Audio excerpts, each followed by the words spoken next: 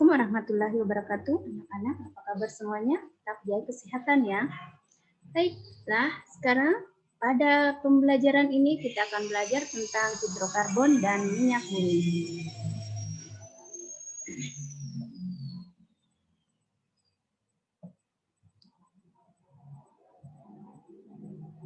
Jadi selanjutnya kita lihat karbon dan hidrogen dalam senyawa karbon.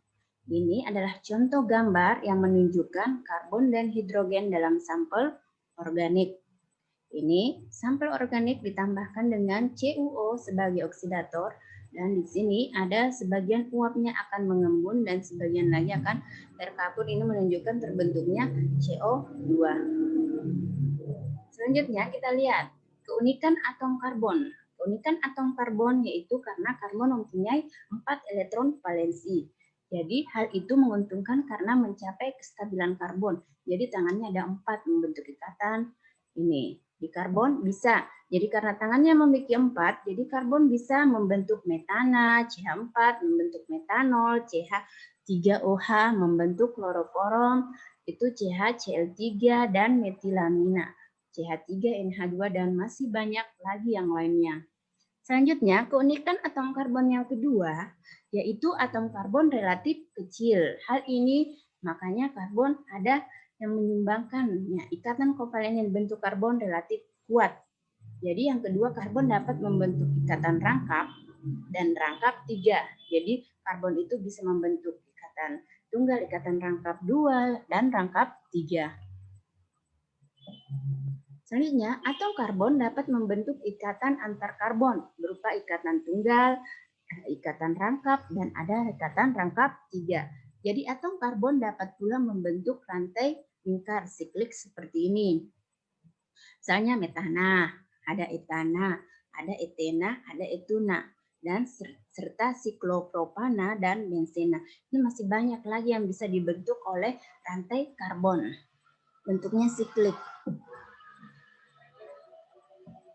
Selanjutnya, perbedaan sifat senyawa organik dan senyawa anorganik. Jadi tidak ada perbedaan sifat yang tegas kedua kelompok senyawa tersebut. Ini mempunyai ciri-ciri umum yang berbeda. Jadi misalnya senyawa organik kurang stabil terhadap pemanasan, mempunyai juga titik didih dan titik didih yang titik cair dan titik didihnya. Itu di mana titik cair dan titik didihnya itu relatif rendah. Serta kelarutannya, di mana kelarutannya ini senyawa organik mudah larut dalam pelarut nonpolar, sedangkan senyawa anorganik ini mudah larut dalam pelarut polar. Dilihat dari sisi kereaktifannya, reaksi senyawa organik ini umumnya berlangsung lebih lambat daripada reaksi anorganik, kecuali pembakaran. Selanjutnya kita lihat penggolongan hidrokarbon. Jadi rantai karbonnya, hidrokarbon ini ada alifatik, ada alisiklik, dan ada aromatik. Jadi contohnya yang alifatik yang bagaimana? Contohnya itu ada 2-metilbutana. Jadi 2-metilbutana ini mempunyai rantai karbon yang terbuka. Sedangkan ada lagi namanya alisiklik. Alisiklik ini contohnya adalah siklobutana. Jadi alisiklik ini mempunyai rantai karbon yang melingkar rantai karbonnya. Sedangkan bensena ini termasuk aromatik. Contohnya aromatik itu contohnya bensena. Itu berikatan konjugat. Jadi berdasarkan jenis ikatan antar atom karbonnya, hidrokarbon dibedakan atas jenuh dan tak jenuh. Contoh yang jenuh adalah propana. Propena tak jenuh, propuna tak jenuh. Jadi dilihat dari ini, strukturnya ini, maka larutan ini tak jenuh, larutan jenuh itu adalah ikatan tunggal. Sedangkan yang masuk ikatan rangkap, baik itu ikatan rangkap 2 ataupun rangkap 3, berarti itu masuk kategori ikatan tak jenuh. Jadi lihat alkana. Alkana ini merupakan hidrokarbon alifatik jenuh, di mana hidrokarbonnya ada rantai terbuka dan karbon-karbonnya itu adalah ikatan tunggal.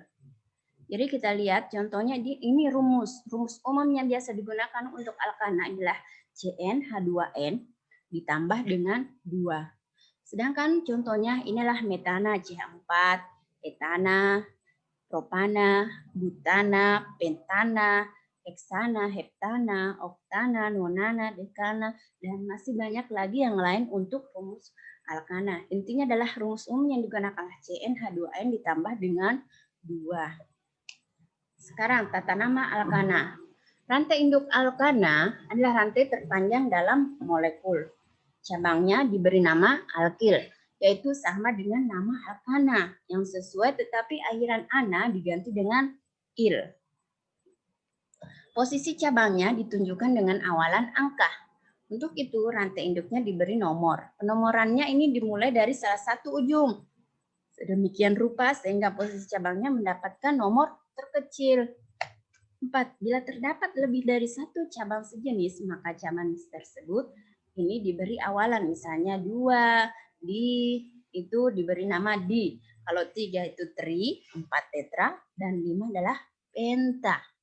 Bila terdapat lebih dari satu jenis cabang, maka cabang-cabang tersebut ditulis dengan urutan abjad. Baik metana, etana, metil, etil, itu contohnya. Selanjutnya kegunaan alkana. Biasa dalam kehidupan sehari-hari itu ada LPG, kerosin, bensin, dan solar. Itu adalah bahan bakar yang digunakan. Itu gunanya dari alkana. Biasa kalau petroleum ether dan nafta itu adalah jenis pelarut. Pelarut kegunaan dari alkana. Sedangkan kegunaannya ada sebagai sumber hidrogen, ada pelumas, ada bahan baku untuk senyawa organik, misalnya minyak kelapa, minyak bumi, alkohol, asam, karet sintesis, cuka, dan sebagainya. Dan bisa juga digunakan dalam bahan baku industri, seperti ada yang membuat obat-obatan, minyak rambut, karet sintesis, minyak bumi, gas alam, plastik, dan lain sebagainya. Itu dari alkana. Sekarang kita masuk di alkena. Alkena itu adalah hidrokarbon alipatik tak jenuh dengan satu ikatan rangkap. Berarti dia adalah ikatan rangkapnya. Jadi rumus umum dari alkena adalah CnH2n dikurang dengan 2.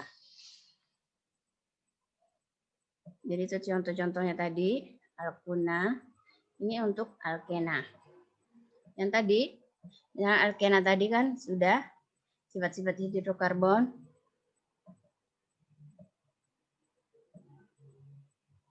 Ini ya. Ini contoh-contohnya semua. Reaksi hidrokarbon, hasil penyulingan minyak bumi, gas-gas bumi, dan sebagainya. Ini sumber katalik, efeknya rumah kaca, hujan asam, asid karbon, masalah yang ditimbulkan hujan asam, dan lain sebagainya. Mungkin cukup sekian yang bisa saya sampaikan. Terima kasih. Wabillahi taufiq wal hidayah. Wassalamualaikum warahmatullahi wabarakatuh. Sampai ketemu. Dan insya Allah kita akan bertemu dengan video-video yang lainnya. Assalamualaikum.